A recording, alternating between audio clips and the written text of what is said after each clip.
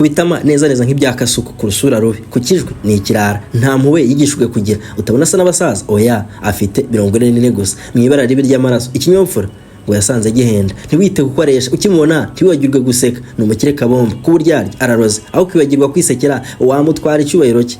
ntumubaze imico cyane ni ikibwa kubi ni rama warama Ramaphoza umugani kamacira umugani mbabambuza umugano nuzavi kantarangi azasanga ubukombe bw'uyu mugani uziritse ku muganda w'inzu ubusa bwaritse ku manga uruvura ravugiriza agace karacuranga nyiramusambi isabagira inanga harabaye ntihakabe harapfuye ntihagapfe hapfuye Nelson Madiba hasigaye Julius Malema na President Cyril Ramaphoza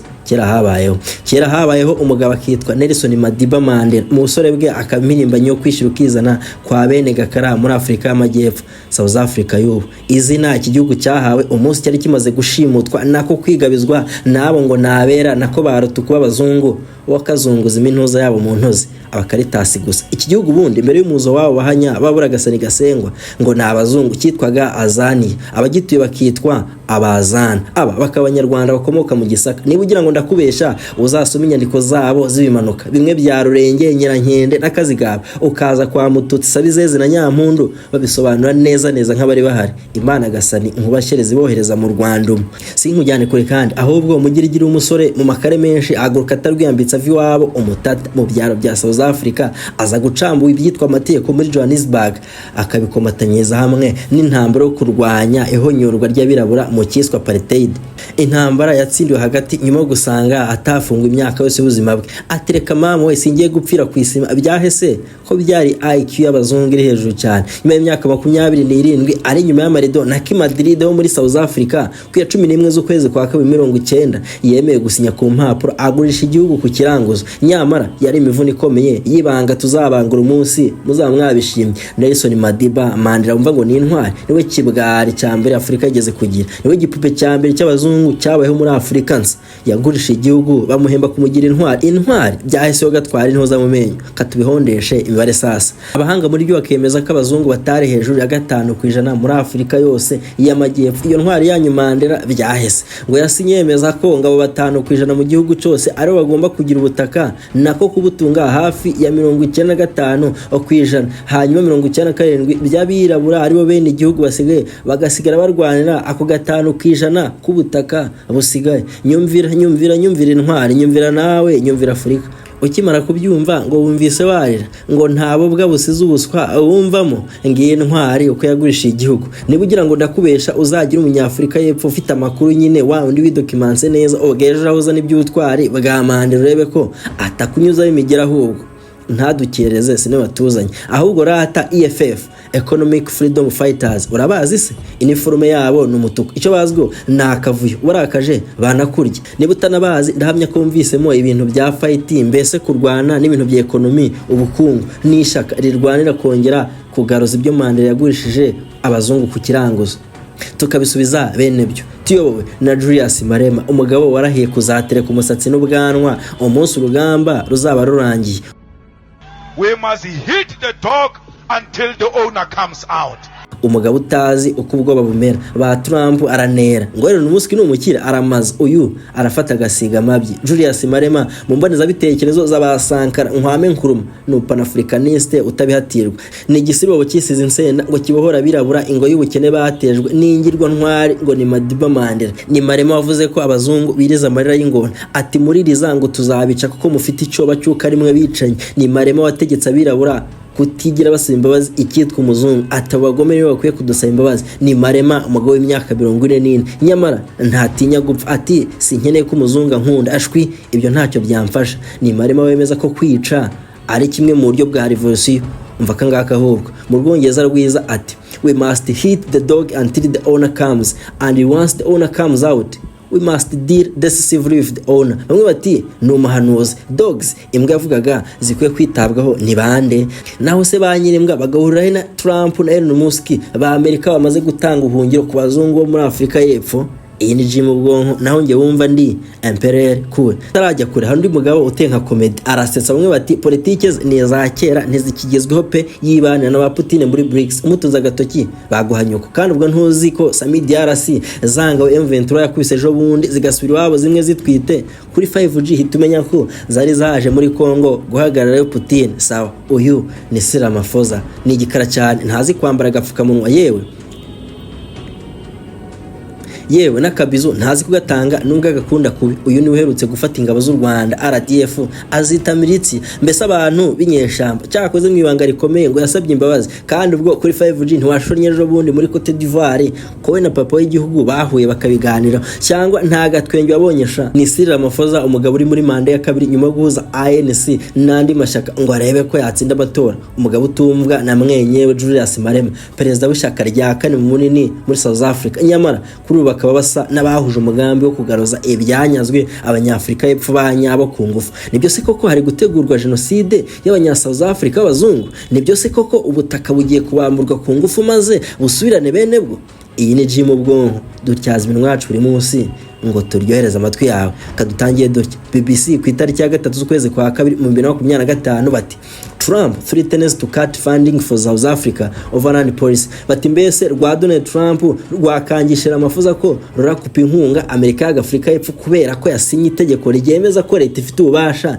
bwo gufata ubutaka bw'umuntu wari we wese itamubaje kubera inyungu rusange kuri 5G ngira ngo uribuka abanyiri ubutaka bwinshi abaribo ni abazungu ahubwo muri iyi nkuru BBC ivuga ko mu 2017 by'abantu bafite ubutaka ku giti cyabo bari abazungu whites maze babihuhura neza bagacomekamo akantu kibarura ryakozwe mu 2022 ryemeza ko abazungu b'abanyafrika y'Epfo kuri ubu ari 7.3% gusa sinzi no kumva icyo kintu uribuka ko aribo bafite 95% by'ubutaka ibi rero RAMAPHOZA akimara kubitendebera ari akabisinyaho Trump yavugije induru maze RAMAPHOZA utakigira ubwoba kubera intare Putin mugenda uruhande aramuhenera amusubiza ko Afrika y'Epfo ari igihugu kigira amategeko kandi buriya ngo gikora mu butabera busesuye nkabyo bidahagije nuko amuvuza ndwa Trump ngo ni Elon Musk atite kukuba ari umunya South Africa wahihakanye akabumukire wa mbere kubera ubwenge yakuye mu maraso ya Afrika abagiye kuri X asubiza RAMAPHOZA ati why do you have open racist ownership laws mbese ati kuki mufite amategeko avangura abanyafrika y'Epfo ku karubanda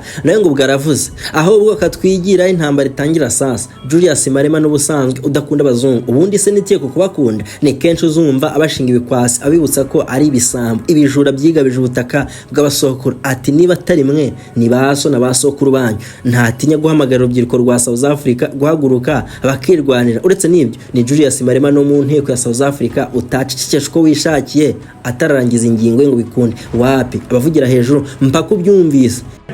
there's nothing this parliament can do with or without you people are going to occupy land yibwira RAMAPHOZA ko nawe ari urusambo mu bindi Malema sasa yageze no kuri Elon Musk arabaga umva kakana Julius Malema says Elon Musk looks illiterate bati Malema yavuze ko Elon Musk yitwara nk'ihandagira bitabo iyi ni inkuru imaze umwaka sinzanye ahubwo indirimbo ya Malema n'ishaka rye EFF bise kill the boar aho barimba bati shoot the boar shoot the farmer bati rasumo boar rasumo hinzi ugomba kuba utayizi tu kichirima Simon Konto Alliance muri make babaririmba bati mwica umuzungu w'umuhinzi nizere ko ubyibuka ko abazungu aribo banyiri ubutaka Malema umunsi umwe bamubaza bati koko se murashaka kwica abazungu na bati we are not calling for the slaughter of white people at least for now chakarongo ku kantu ka at least for now mbese ati ntabwo turahamagara abantu kwica abazungu aka kanya urabyumva ariko nyine ko hari igihe kizagera bikaba indirimbo rero niyo yatumye Trump na Elon Musk bafata umwanzuro wo gutanga ubuhungiro kuri abo bene wabo bazungu byahese ko ari amahirwe yo kugaragaza ko South Africa atari igihugu cyiza ahubwo abambere bakigerayo RAMAPHOZA ese ababwira ati muri ibizungu by'ibibware gusa muragihe mwaretse tugafatanya kubaka Afrika ifite imbere abarundi ndabasuje di mu mutore ngo gahunda n'u Burundi buteye imbere muri 2050 none nibyo koko hari gutegurwa nako hari kwa genocide muri South Africa ini Jim ubwonko aho dutyaza iminwa yacu buri munsi ngo turyohera amatwi yawe bamwe bati RAMAPHOZA ntiyakumvikana na Malema ngo bibe buhoro ku bazungu Malema bangurunuka byahise shaka yamubeshera arabakunda ku buryo bodyguard we yigeze kumugira umuzungu ati maze kubona uburyo abirabura batinya imbwa z'abazungu nese nshaka umurinzi umuzungu maze ndore yitwa Julius Malema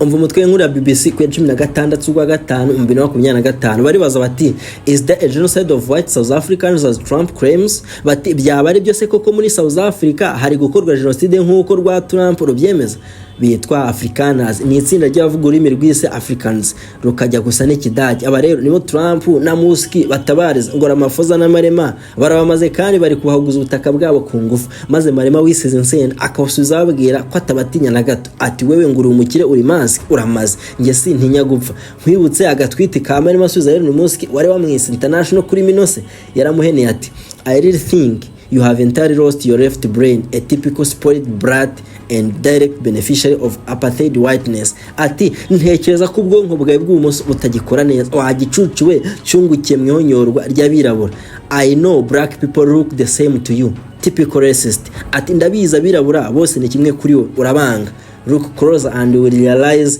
those are two different people. America is exposing us to its stupidity. At America muri bigoryi. I don't care about your sanctions. I will never stop fighting for black people to be equal to white people, and if that makes me an international criminal, I'm proud to be one.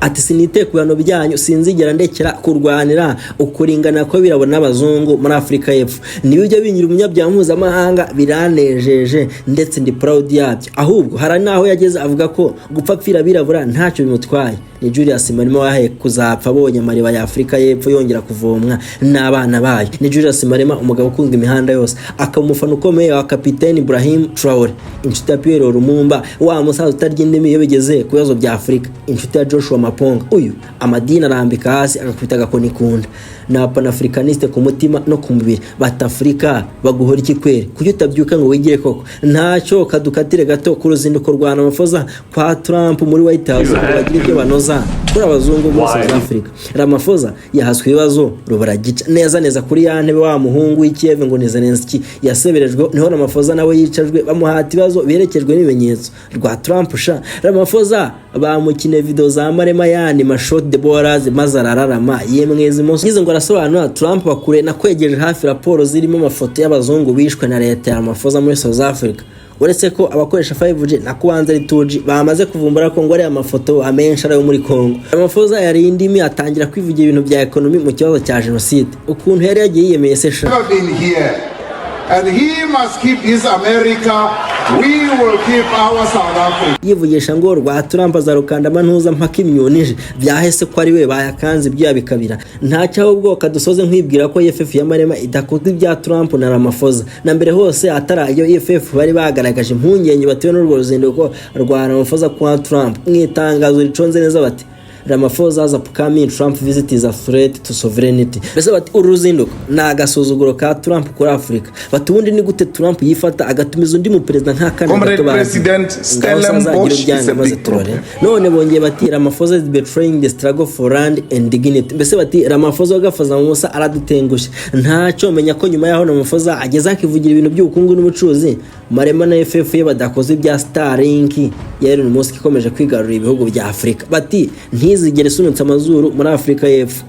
ngo barekere se. Nyuma y'uruzinduko rwa Ramaphosa mu itangazo riconze neza nanone bemeje ko baneshejwe no kwa perezida w'ishyaka ryabo Malema wasabiye gufatwa na Trump yisaba Ramaphosa ubwo bari mu kiganiro. EFF ati we are proud that our president Malema has shaken the West imperialism. Bati tunejejwe no kuba Malema wacu akomeje kubuza ibitotsi Trump n'abambari. Naho Ramaphosa we n'ubundi twaye tubeze ko ari umuntu w'imbiba cyane ntacyo yadufasha. Bamwe bati intwari ni Malema urekera Ramaphosa w'ikibwa gusa. Malema bamuha igihugu ahabera wa danger ngo siyo ntego ye burya. Intego ye na EFF ni imwe, economic freedom, kugaruza ubutaka bwibwe na komandera bwabo ndi y'abazungu bugasubizwa bene bwo. Until next time.